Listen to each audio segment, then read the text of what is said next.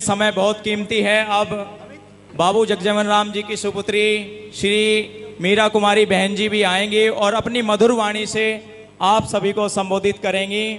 तो बहन जी आए और बहन जी को सुनने के लिए बुद्धिजीवी लोग आए हैं, इनको सुनने के लिए आए हैं। दुनिया में हुए लाख नगीने, अरे दुनिया में हुए लाख नगीने, लाल ऐसा कोई होया ना, लाखों पैदा होंगे जगत में, गुरु रविदास जी जैसा कोई होगा ना।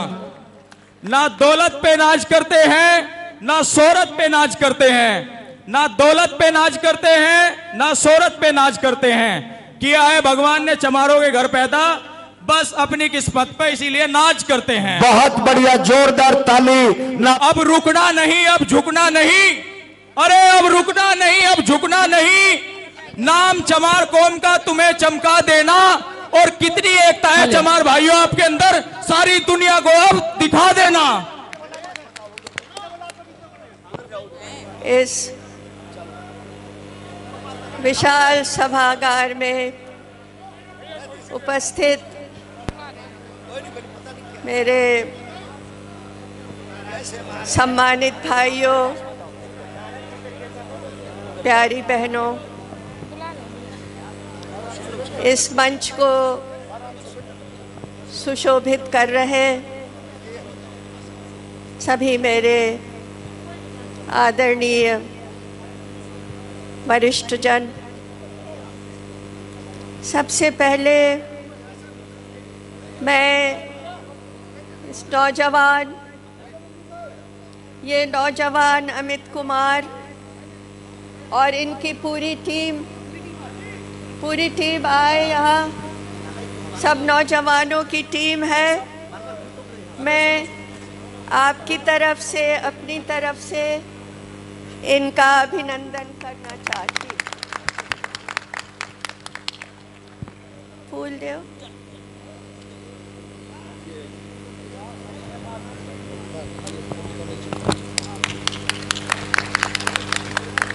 बहुत ही अद्भुत काम इन्होंने सफलतापूर्वक किया है। ताल कटोरा में सम्मेलन बुलाना एक बड़ी चुनौती होती है। इस चुनौती को इन्होंने अंजाम दिया है। एक दफ़ा मैं चाहूँगी आप सब ताली बजाकर इनका अभिनंदन करें, जोर से बजाएं ताली, इन नौजवानों के लिए बजाएं ताली। ये हमारा भविष्य है, इसके लिए बजाएं ताली। मैं संत कुलवंत राम जी, संत हीरा जी, आचार्य कंवरपाल जी, वो चले गए, सत्यनारायण जटिया जी चले गए हैं। ओ सत्यनारायण जटिया जी तो मेरे भाई हैं, सभी मेरे भाई हैं, वो विशेष भाई हैं। और श्री राजवीर जी, श्री पदम सिंह, सुश्री रिंकू, कहाँ है रिंकू? रिंकू मेरी बेटी है और वो पदम मेरा बेटा है। और ये श्री सत्यनारायण ये हैदराबाद से आए हैं। श्री हरस्वरूप सिंह सोनीपत से आए हैं। हरकिशन जी ये हरियाणा से आए हैं। अमरपाल जी और डॉक्टर अंशुल अभिजीत को तो आपने अभी सुना, मेरे पुत्र हैं। और भी मंच पर सब विराजमान हैं, सभी का मैं अभिनंदन करती हूँ। एक दफ़ा मेरे साथ जोर से जय जयकार कर दीजिए। जो बोले सो निर्भय, रघुरास महाराज की जय। मैं गुरु रविदास महाराज के चरणों में सिर झुकाकर प्रणाम करके तब अपने मन की बात रखना चाहूँगी। गुरु रविदास से मेरा परिचय वैसे तो बचपन से था। बचपन से ही देखती थी कि हमारे पूजा घर में उनकी तस्वीर टंगी है, उनकी पूजा होती है। मगर सच में उनकी पूजा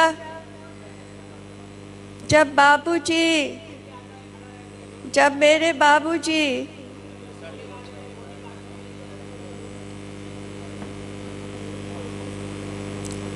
मृत्युशैया पर थे और बहुत ज़्यादा तकलीफ में थे, डॉक्टर भी कोई दवा कर नहीं पा रहे थे, किसी के पास कोई इलाज नहीं था। तो बाबूजी जो थे वो तो विभूति थे, विशेष थे।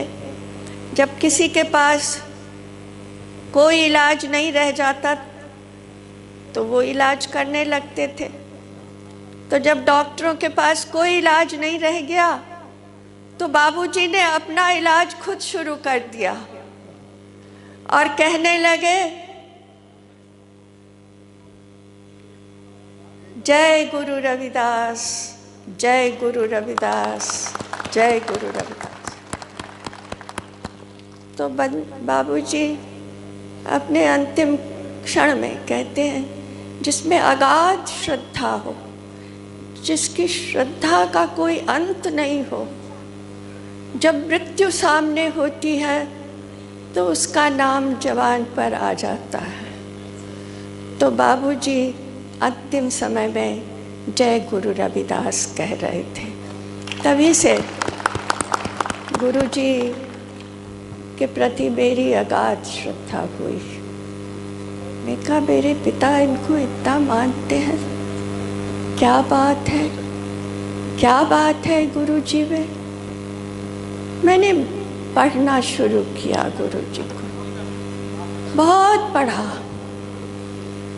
लेकिन गुरुजी पढ़ाई से परे हैं। गुरुजी श्रद्धा का विषय है, गुरुजी भक्ति का विषय है। कोई algebra, geometry, physics, chemistry, geography नहीं है कि उनको पढ़ लिया तो जान लिया।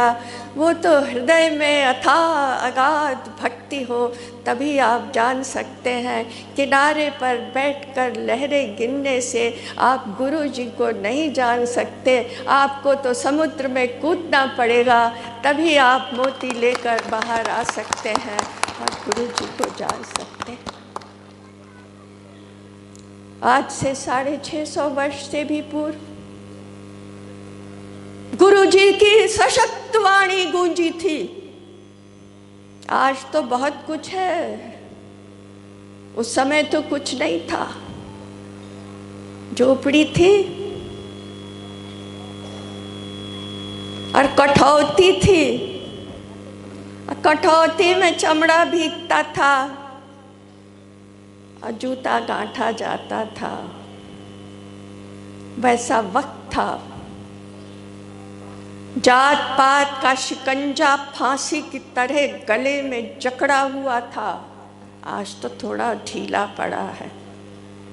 वैसे में गुरु जी की आवाज गूंजी, और जो गूंजी तो आज तक गूंज रही है। आज तक वो हमारा सहारा बनकर खड़ी, ऐसी गूंजी वो आवाज। बहुत लोग कहते हैं, बड़े बड़े विद्वान कहते हैं कि जो इगैलिटेरियन सोसाइटी है, इसके विषय में पाश्चात्य देशों से, यूरोप के देशों से हमारे पास ये आई है, इगैलिटेरियन सोसाइटी, बराबरी, ऐसा समाज जिसमें बराबरी हो।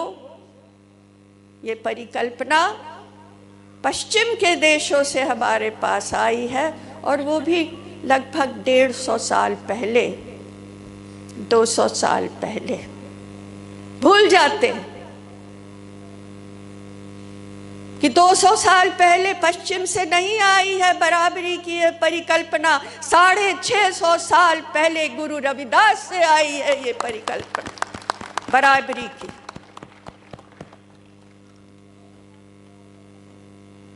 संत लोग बैठे हैं, मैं आपका अभिवादन करती हूँ।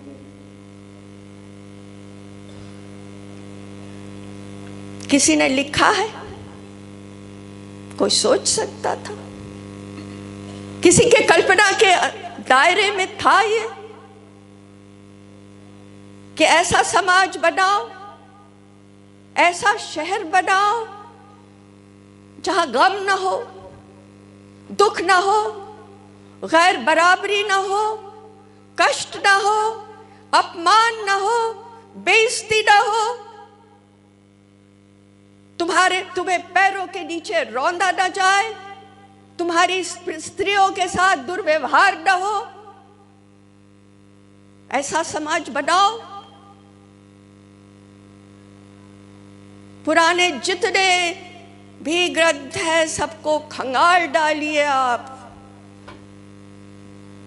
और हिंदुस्तान के ही नहीं, किसी के भी नहीं, मैं सबको कह रही हूं, बेगमपुरा के समान कल्पना बराबरी की आपको कहीं नहीं मिलेगी।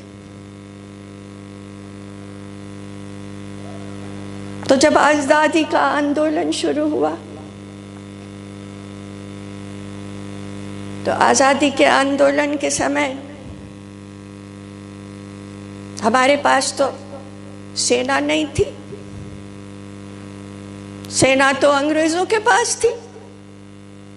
हाँ, उसमें भारतीय भर्ती थे, हिंदुस्तानी सिपाही थे, मगर वो सेना अंग्रेजों की थी।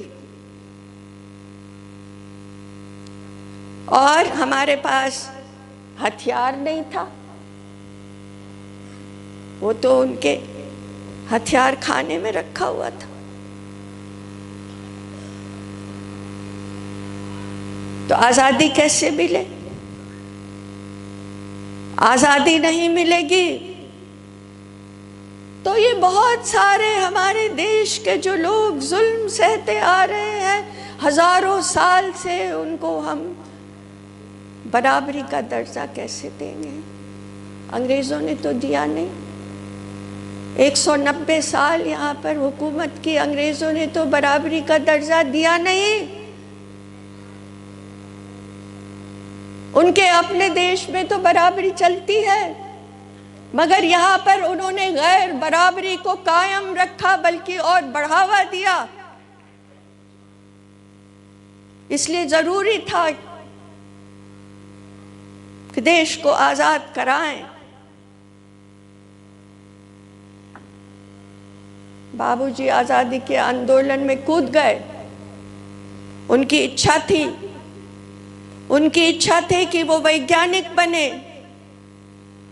मुझे लगता है अगर बाबूजी आज़ादी के आंदोलन में नहीं कूदते तो बहुत बड़े वैज्ञानिक बनते। ये जो अभी तक सपना देख रहे हैं कि मंगल ग्रह पर कैसे जाए, मुझे लगता है बाबूजी अब तक पहुंचा दिए होते। मगर आज माँ, भारत माता की पुकार, भारत माता के पैरों में जंजीरें, भारत माता के हाथों में जंजीरें, भारत माता के साथ गुलाम की तरह का सलूक, ये उनसे बर्दाश्त नहीं हुआ। वो आज़ादी के आंदोलन में कूद गए। हम लोगों के पास तो कुछ नहीं था, हम लोग तो दलित परिवार से थे। आज भी कुछ दिन पहले, 2-3 महीने पहले, एक बच्चा था इंद्र कुमार मेघवाल, उसने पानी पी लिया अपने हेडमास्टर के घड़े से, तो उसको जान से मार दिया गया। आज की बात कह रही हूं मैं। 100 साल पहले, जैसे अंशुल ने बताया, 100 साल पहले बाबूजी ने ठीक उसी हालात में उस घड़े को तोड़ा था।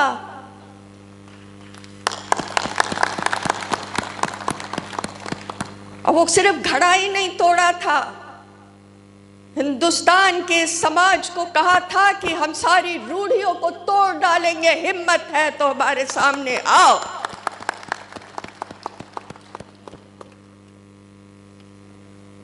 तो समाज तो लगता है पीछे चला गया। 100 साल पहले बाबूजी बच गए थे उसी काम को करते हुए, 100 साल बाद वो बच्चा मार दिया गया उसी काम को करते हुए। इसीलिए हमारा एक होना जरूरी है। कहाँ है अमित? बहुत बड़ा काम कर रहे हो तुम, इनकलाबी काम कर रहे हो। इस बच्चे को साथ दीजिए, इसे आशीर्वाद दीजिए, हर समय इसके साथ रहिए।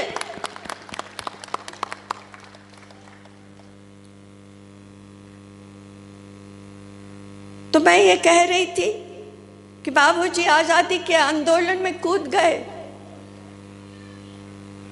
और आजादी के आंदोलन में ही नहीं कूदे, सबसे पहले उन्होंने 1934 में रविदास महासभा बनाई।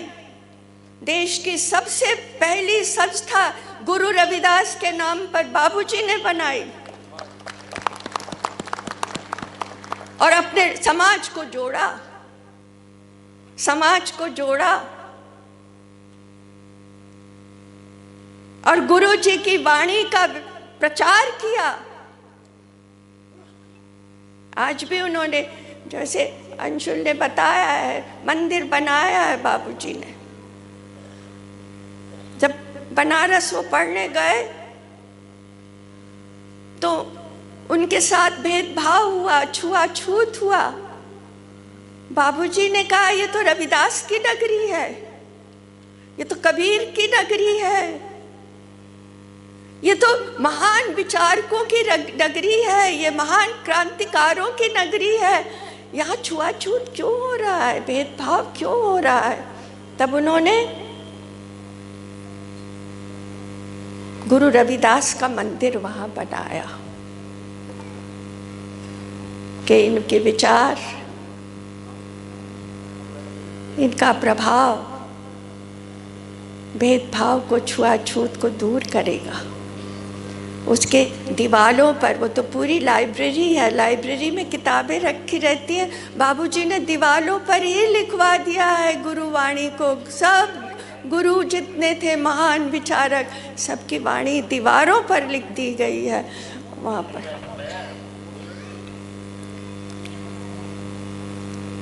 तो बाबूजी कूद गए स्वतंत्रता आंदोलन में, स्वतंत्रता आंदोलन में कूद गए, और साथ साथ सामाजिक न्याय के लिए भी लड़ते रहे। दोनों जगह लड़ाई लड़ी, दोनों जगह लड़ाई लड़ी। आप तो बहुत बड़े विचारक हैं, आप बताइए कौन ऐसे राष्ट्रीय स्तर के नेता हैं जिन्होंने दोनों लड़ाई लड़ी, सामाजिक न्याय की भी लड़ाई लड़ी और हिंदुस्तान की आज़ादी की भी लड़ाई लड़ी। बाबूजी ने लड़ी। फिर उन्होंने इधर उधर नजर घुमाया, कहा और कौन है जो लड़ रहे हैं, दोनों लड़ाई कौन लड़ रहे हैं। तो देखा गांधी जी लड़ रहे हैं, आजादी की भी लड़ रहे हैं, सामाजिक न्याय की भी लड़ रहे हैं। तो गांधी जी ने उन्हें बुलाया वर्धा। क्यों बुलाया?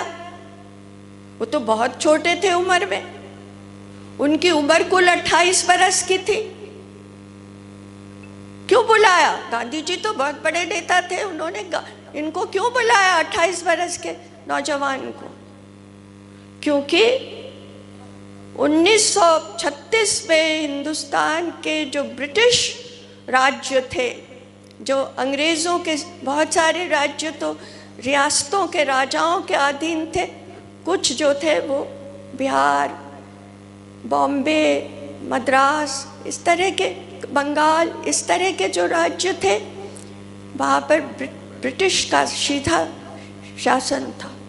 वहाँ बिहार में बाबूजी उन्होंने सबसे पहले बनाई रविदास महासभा, गुरु रविदास के चरणों में अर्पित की। फिर उन्होंने कहा कि अब मैं बनाऊंगा सारे दलितों को लेकर के एक, ये तो धार्मिक है, अब मैं राजनीतिक बनाऊंगा। तो उन्होंने 1935 में दलित, अखिल भारतीय दलित वर्ग संघ बनाया राजनीतिक, और ये दलितों की सबसे पुरानी संस्था है। इससे पहले दलितों की कोई संस्था नहीं थी। तो दलित वर्ग संघ के टिकट से बाबूजी ने 14 एमएलए निर्विरोध जिताए और खुद निर्विरोध जीते। तब जब ये खबर गांधी जी को मिली तो उन्होंने बुलाया, क्योंकि और किसी प्रांत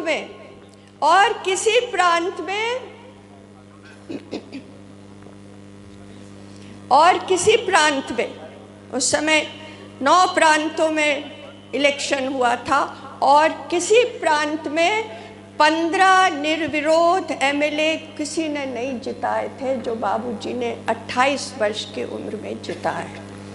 तब गांधी जी ने उन्हें वर्धा बुलाया और बोला, मुझे काम है तुमसे, मुझे तुमसे काम है। बोले क्या? दलितों को जोड़ो, आज़ादी के आंदोलन से दलितों को जोड़ो।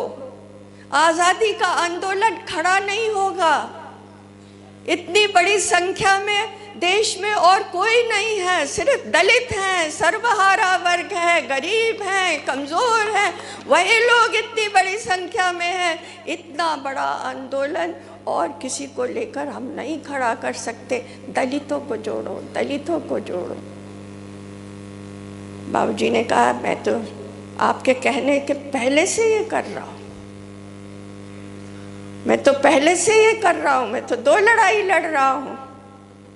तो उन्होंने दलितों को जोड़ा, आज़ादी की लड़ाई से दलितों को जोड़ा। और कौन था जिसने जोड़ा? आज़ादी की लड़ाई से और किसने जोड़ा?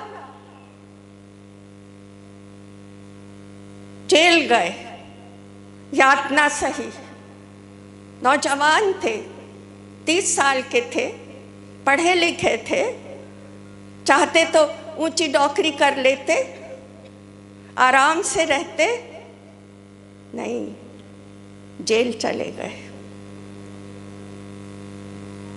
किस लिए? एक ही चीज थी उनके मन में, गुरु रविदास का बेगमपुरा शहर को लाओ। मुल्क आजाद होगा तो हम उसे बेगमपुरा बनाएंगे।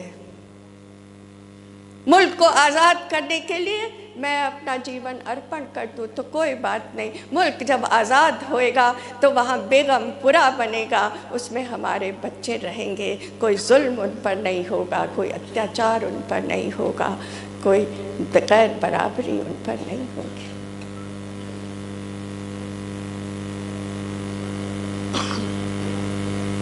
तो आप सबसे प्रार्थना है, अपने ऊपर गर्व करिए। बहुत गौरवशाली इतिहास है आपका, स्वर्णिम अक्षरों से लिखा हुआ इतिहास है आपका।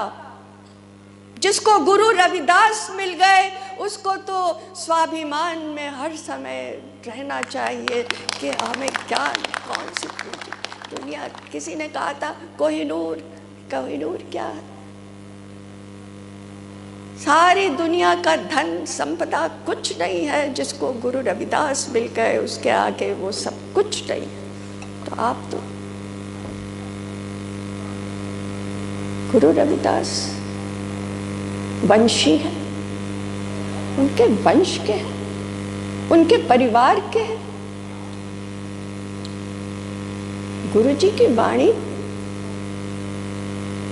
गुरु जी की वाणी,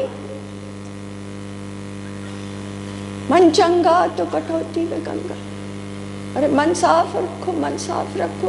राम में पूजा कहाँ चढ़ाऊं? गुरु जी कहते राम में पूजा कहाँ चढ़ाऊं? गुरु जी कह रहे हैं राम में पूजा कहाँ चढ़ाऊं? फल और फूल अनूप न पाऊं। ऐसा अद्भुत न फल मुझे मिल रहा है, ना ऐसा फूल मिल रहा है कि जो तुम्हें पूजा कर चढ़ा दूं। थन हर दूध जो बछड़ू जुठारी, पूप भंवर जल मीन बिगाड़ी। दूध का, गाय का दूध जो है वो तो बछड़े ने जूठा कर दिया। थन हर दूध जो बछड़ू जुठारी, गाय के दूध ने तो, गाय के दूध को तो बछड़े ने जूठा कर दिया। अब पूप भंवर जल मीन बिगाड़ी, और पुष्प को भंवरे ने और जल को मछली ने दूषित कर दिया है। मैं चढ़ाऊं तो क्या चढ़ाऊं? गुरु जी कह रहे हैं, गुरु जी संशय में है। गुरु जी संशय में नहीं है, कौतुक कर रहे हैं, हमसे ये प्रश्न पूछ रहे हैं, हमें समझा रहे हैं। कई दफा अध्यापक जो है प्रश्न पूछकर शिष्य को समझाता है, तो वो प्रश्न पूछ रहे हैं। थन हर दूध जो बछड़ू भी जुठारी, पूप भंवर जल मीन बिगाड़ी। तो चंदन चढ़ाऊं, चंदन का लेप कर देता हूं भगवान आप पर। तो कहते हैं मलया नील बेध्यु भुअंगा विष अमृत दोष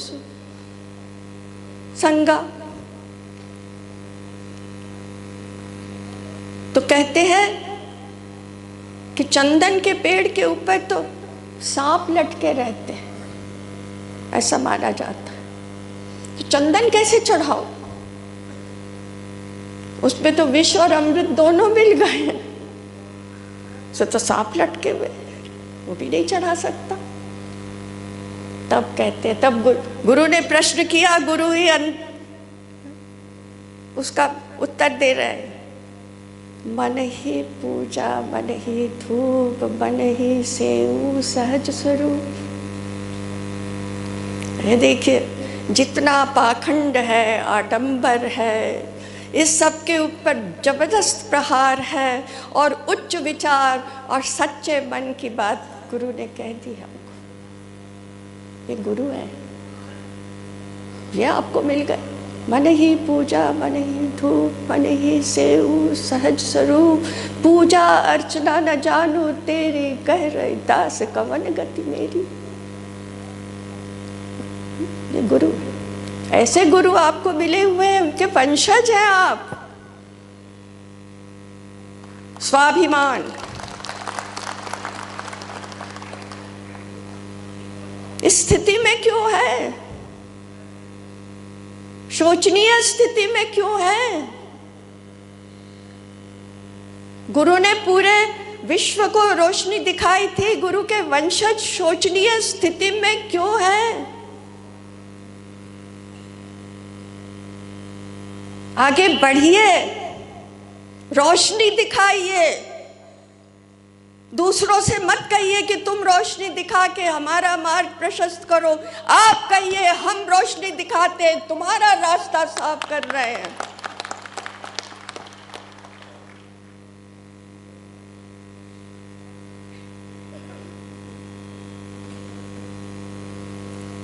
मैं बहुत सी बातें है हृदय में, बहुत सोचा था। जब शुरुआत की थी, बाबूजी से पूछा था, बाबूजी क्या हर वक्त ये लोग दलित दलित दलित दलित कहते रहते हैं, आपकी अवमानना होती है, आप मूर्ति का अनावरण करने जाते हो, इतने बड़े मंत्री देश के, 71 की लड़ाई आपने 93,000 पाकिस्तानी सैनिकों को जमीन चटवा दिया था, और आप गए हो मूर्ति का अनावरण करने बनारस में संपूर्णानंद की। तो उन लोगों ने कहा जग्गू चमार लौट जाओ, और मूर्ति को गंगा जल से धोया था। तो फिर तो घूम फिर कर बात वही आ गई ना बाबूजी। बात आगे बढ़ी कहाँ?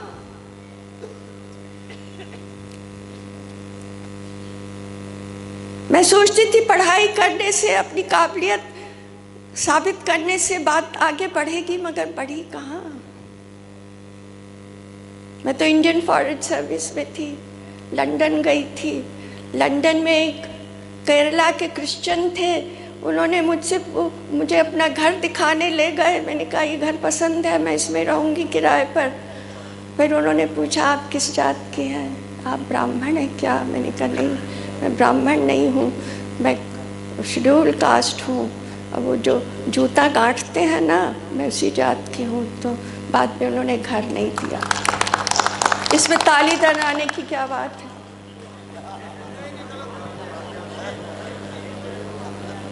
समाज आगे नहीं बढ़ा, बढ़ाओ। बाबूजी रहे, कहते कहते चले गए, करते करते चले गए, पूरा जिंदगी उन्होंने बिता दिया, कुछ तो हुआ तो नहीं ना। उनके लिए नहीं कह रही हूं मैं, समाज के लिए कह रही हूं। कहाँ कुछ हुआ? भारत रत्न मिला, राष्ट्रपति बने, किसी ऊंचे पद पर पहुंचे? बताओ, नहीं। आज भी दुर्व्यवहार होता है, आज भी अपमान होता है,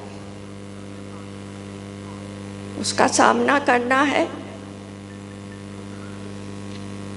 इसीलिए मैं इन बच्चों को बधाई दे रही हूँ, इन नौजवानों को आशीर्वाद दे रही हूँ।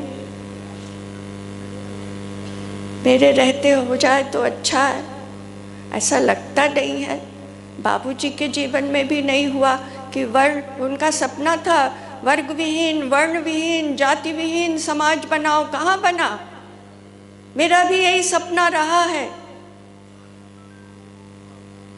अब तुम बच्चों, तुम लोग चलो आगे, वर्ण विहीन, वर्ग विहीन, जाति विहीन समाज बनाओ। ऐसा समाज बनाओ जो बेगमपुरा हो, जो बेगमपुरा हो। हम सब गुरु रविदास के वंशज हैं, उनका पताका लेकर आगे चले। तुमने यहाँ बुलाया, मुझे बहुत खुशी हुई, बहुत धन्यवाद देती हूँ, दिल से आभार व्यक्त करती हूँ। आप सबको, आप सबका अभिनंदन करती हूँ। ईश्वर आपको हर तरह की खुशी दे, अच्छा स्वास्थ्य दे, लंबी आयु दे, 100 वर्ष से भी ज़्यादा आप रहें, इंकलाब करने के लिए रहें। 100 वर्ष से ज़्यादा इस पृथ्वी पर इंकलाब करने के लिए, समाज को बदलने के लिए रहें।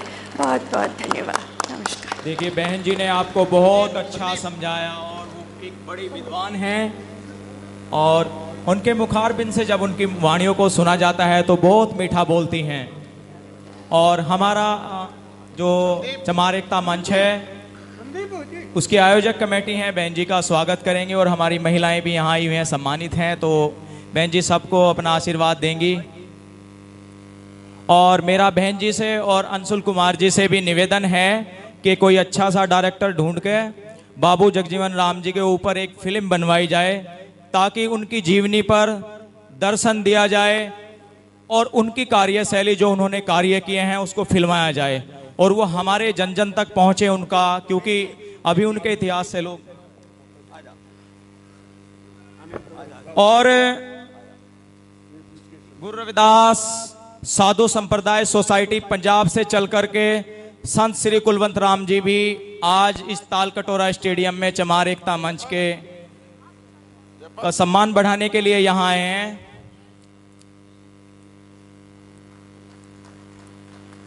अभी एक हाले ये हरियाणा से हमारे भाई आए हैं, तंवर साहब, और ये बहन जी को बाबू जगजीवन राम जी की प्रतिमा दे करके जो है उपहार में भेंट कर रहे हैं।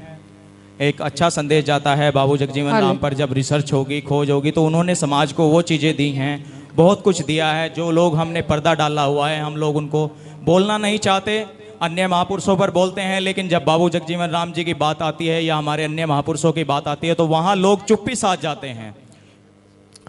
और बाबू अतर सिंह जी कुछ कहना चाहिए। तोड़ दो गुलामी की बेड़ियां, लगाकर सतगुरु रविदास महाराज जी का बुलंद जोगिंदर। नारा। मानवतावादी बेगमपुरा मिशन की डगर पर बाबू जगजीवन राम जी की राष्ट्रवादी मानवतावादी धर्मनिरपेक्षवादी राजनीतिक सोच पर बेगमपुरा राज लाएगा दुनिया का ग्रेट चमक। जी